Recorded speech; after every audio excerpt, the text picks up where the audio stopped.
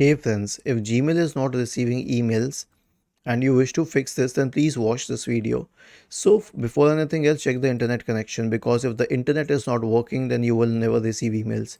So go to fast.com and hit enter.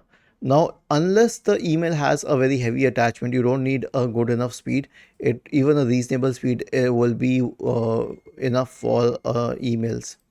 The next one is to check the status of the Gmail server. Okay, so go to Gmail server status and hit enter, and then you can go to this option here, Google Workplace Status Dashboard.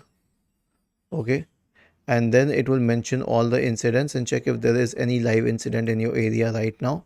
Also, you can check websites like Down Detector and all to check the status. Okay, like there was an outage a while back, but there is no outage right now. The next one is to check the junk folder in your email. So we have our emails here. This is Gmail. Expand this list by clicking on more and then select trash. Then select spam.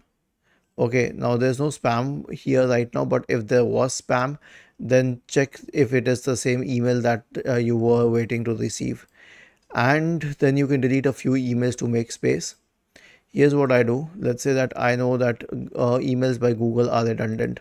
So I will simply search Google and then I'll click on this symbol here to select all emails by Google, and I'll hit the delete key. That will not free up space automatically. I'll go to the trash folder on the list on the left hand side. I'll do the same thing and I'll click on delete forever. And the last one is to ask the sender that if he has sent the emails with heavy attachment, then that will be a problem. Was this helpful? If yes, then please subscribe to the channel, and if not, then let us know in the comment section of the video on how we could help you further. Thank you for watching this video and have a nice day.